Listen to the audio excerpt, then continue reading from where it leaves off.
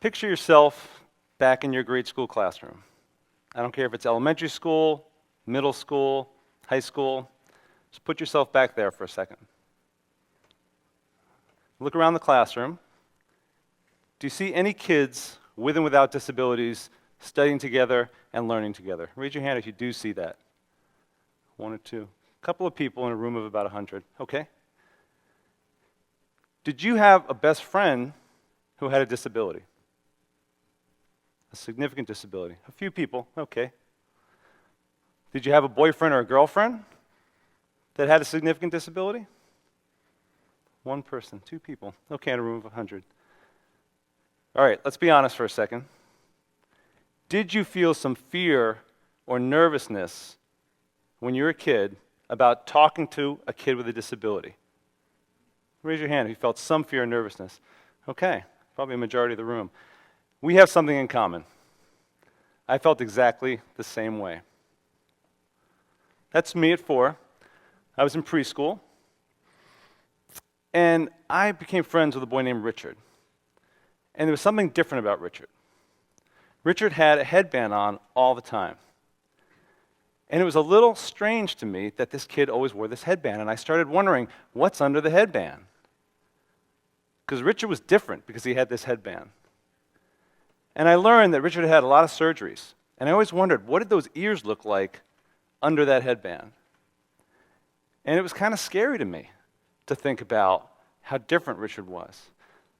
As I got older, went to college, disability honestly was just a blip on the radar screen for me.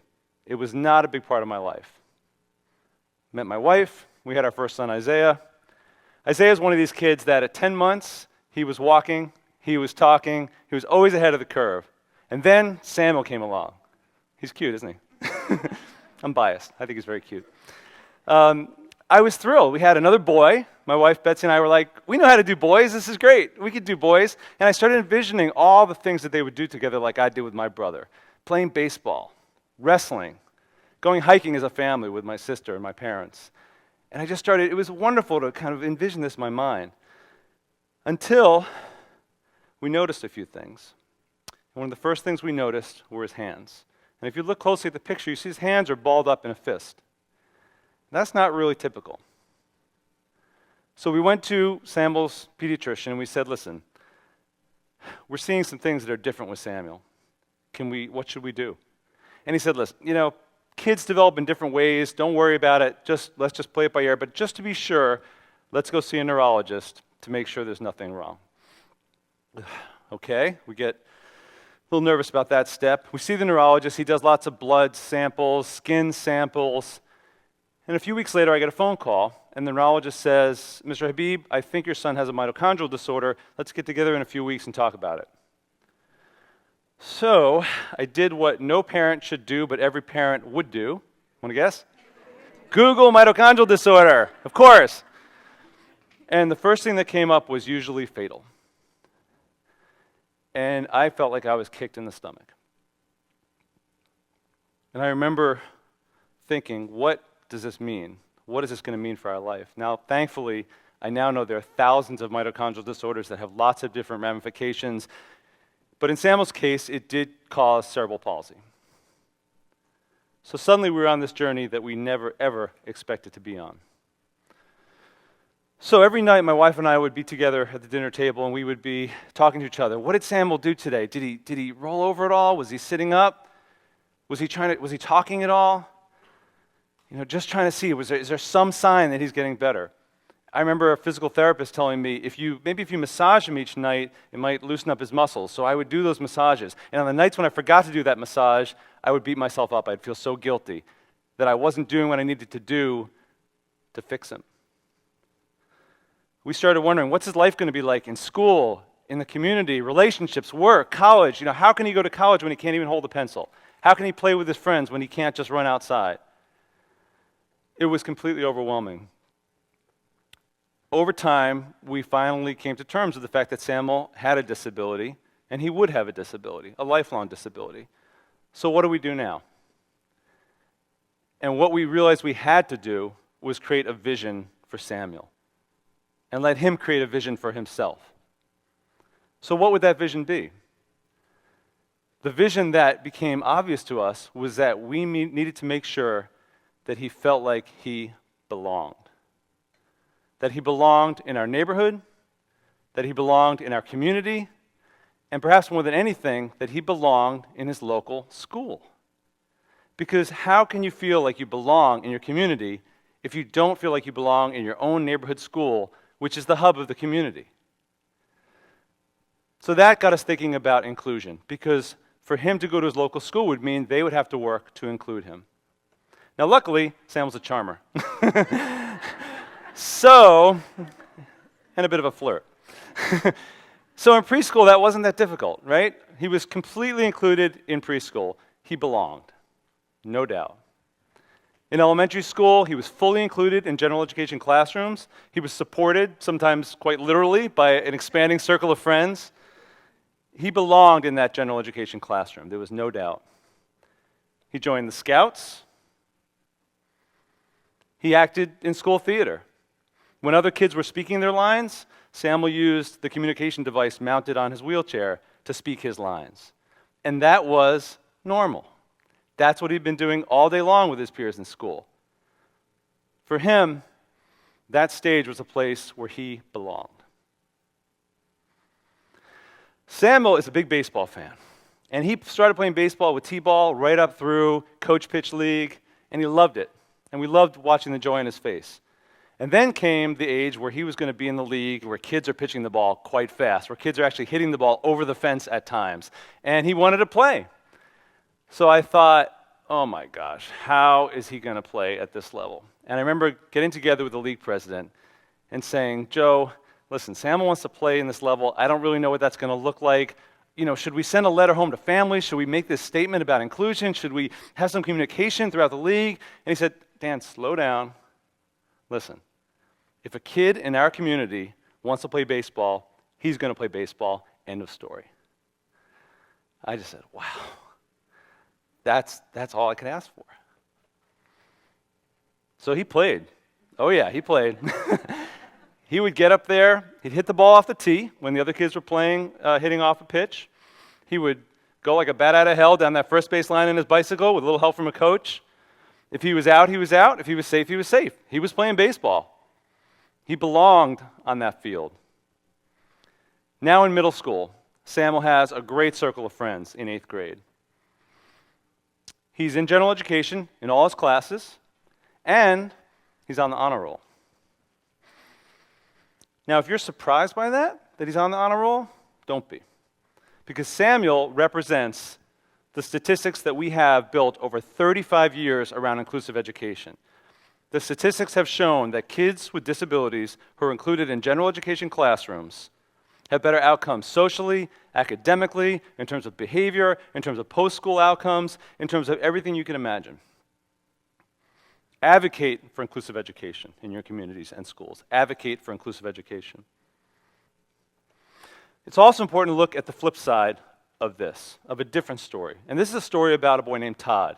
Todd was a kid that I got to know early in my years as a photojournalist when I did a documentary story on mainstreaming kids with disabilities into general ed. It was almost like an experiment back then. Let's just try this and see how it works. Well, Todd flourished in elementary school. He was with his peers, they got to know him. The problem was, as he got older, adults particularly, even in middle school and high school, kept talking to him like he was a 4-year-old or a 5-year-old because he had cerebral palsy and couldn't speak and couldn't walk. At times, his mother told me they would just pat him on the head as a teenager. They would make promises about things they were going to do that went unfulfilled. Todd went through high school that way, pretty much being treated like a little kid. Finally, at about age 20, he got access to some communication technology that allowed him to express his thoughts and feelings. You know what one of the first things he said was? He said it a little more colorfully than that.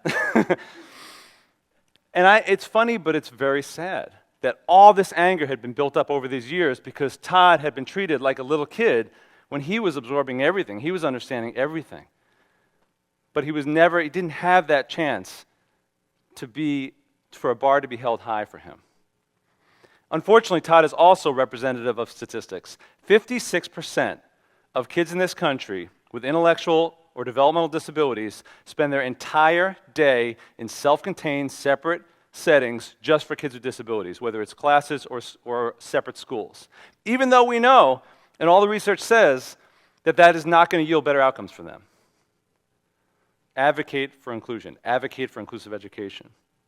So why do we continue to segregate kids at such a high rate when we know the statistics don't support it? Why do we do it? Well, we know that sometimes when you do things for a long time in society, it's hard to change, right? You just get into certain habits that this must be the way to do it. But I think about this all the time. What's it going to take to change that dynamic so that so many kids are not being segregated? And I've come to believe that maybe it's really not about Samuel or Todd. Maybe it's not primarily about them. Maybe it's actually about the other kids. Maybe we need to show that inclusion benefits typical kids without disabilities as much or more than they benefit Samuel or Todd. The truth is that there are all these research studies that are being done at universities that show academic benefits for typical kids who are learning in inclusive settings. And there's one particular study that was done at Vanderbilt where they did two groups of kids they studied. One group were in an inclusive environment alongside their peers with disabilities. One group was separated from their peers with disabilities. The group that worked alongside their peers with disabilities had an average of a 15-point increase in their academic achievement. And what they did is they figured out why that happened. And it was because when you're working collaboratively with a peer, with a friend, with somebody who might need a little extra assistance or some coaching, you're much more engaged in the curriculum. You want to understand it, you want to study it. So those kids were so engaged because they had this friend that they wanted to make sure that they were a good collaborator with. So they achieved at a higher rate.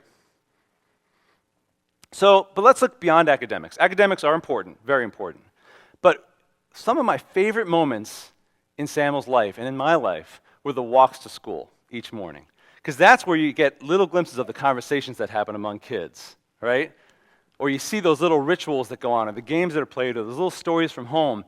Honestly, when I think back to school, I think I remember the walks to school more than I remember school itself. So, that's obviously critical, that those extra parts of life that go beyond the classroom. So let me ask you another question. When you think about who you are today as a person, and I don't mean just professionally, I mean your hobbies, your passions, your relationships, everything, which of these two factors had a bigger impact on your life? Was it the academic experience of school, or was it the social and emotional experience of school? So we'll do a quick poll. How many of you say the academic experience of school had a bigger impact on who you are today? There's no wrong answer, I swear. Okay, 1, 2, okay. We've got 3 or 4 people. How many of you say the social and emotional experience of school had a greater impact? About 95% of the room. But we measure schools almost primarily, almost solely, by how they do academically by kids. When all of you have just told me that the social and emotional experience of school was, for most of you, more important. So I'll give you a real-time illustration of this point. Samuel and 2 of his friends, Jacob and Fletcher, and I took a great road trip to the Hall of Fame in Cooperstown, New York this summer. There's Jacob, there's Samuel, a 13-year-old with his buddies. We had a great trip. The Hall of Fame was awesome, wonderfully wheelchair-friendly, loved seeing all the memorabilia. And then it was time to go out for lunch in Cooperstown. And the problem was we couldn't get into any of the stores or restaurants. As you see in the picture, almost every store had a step of 3 inches or 6 inches. Well, for Samuel, that's like a brick wall to get his wheelchair over a step like that. The kids were furious. It had really, honestly, kind of put a damper on our trip, even though overall it was a great trip. So they came home, and what did they do? They wrote a letter. They wrote a letter to the Chamber of Commerce. They wrote a letter to every newspaper in the area. And they said, we are mad because almost all the stores in Cooperstown are not accessible to someone in a wheelchair. We had $100 to spend on souvenirs. And we made a pledge among the 3 of us that we were not going to go into a store that Samuel couldn't get into. And we really hope that this letter helps change downtown Cooperstown so that other people don't have to go through what we went through. The letter was published. We got a call from the Chamber of Commerce asking for our ideas and input. I said, you've got to have people in your own community who can think about this. You don't need somebody in Concord, New Hampshire. But they were motivated. They were motivated. So I continue to think, though, maybe it's not just about Samuel. Maybe it's not just about his peers. Maybe it's not even about you. Maybe it's about your son, your niece, your nephew, your grandchild. What kind of world do you want them to grow up in? When they have, let's say, a grandparent that develops Alzheimer's or has a stroke and suddenly starts moving in a very different way or talking in a different way, do you want them to think that's weird and freaky and that they are scared of that? When they have a cousin that's born with Down syndrome or autism, do you want them to feel scared and distant and uncertain how to approach that cousin? Or do you want them to know that this is a natural part of life? What kind of world do you want them to grow up in? Who do you want them to be? Who do they want to become? Advocate for inclusion. What I've come to understand is you can't teach this. You can't teach this. You have to live it. You have to experience it. You can't do a lecture on it, even though I'm trying my best. You have to experience it, and you have to be there all the time, every day, around you, in community, in schools, alongside people of this type of diversity. This is life. This is part of our world. It has to be seen as a normal part of our world. Now, I've also come to understand that it takes generational change. I mean, don't forget that not long ago, people were smoking on airplanes, right? We were not wearing seatbelts, even in the way back, especially in the way back. We were legally segregating blacks and whites in school. FDR had to hide his wheelchair in public photographs because it was seen as a sign of weakness. But generations have come where these things are not seen as a given anymore. This is generational change. So I think back to another story that I heard from Mrs. O'Brien, Samuel's teacher in elementary school. And she told me that one day there was a family that was resettled from a war-torn area of Africa, Burundi. And this family came to central New Hampshire, came to Concord, knowing nothing about the American culture, language, anything. And literally, they came, and because they had been building fires on the floor of the refugee camp the week before to cook their dinner, they built a fire on the floor of their apartment to cook their dinner. But this little girl came into her classroom, and she knew nothing. And the kids said, "Let me show you how to use the cafeteria and get your food. Let me show you what to do on a fire drill. Let me show you around the classroom. Let me help you understand what to do on a field trip." They were incredible with her. They were patient, they were compassionate, they were creative, they were loving. And then Ms. O'Brien said to me, that's what they learned from Samuel. And that's what I've learned from Samuel. Thank you. Thanks.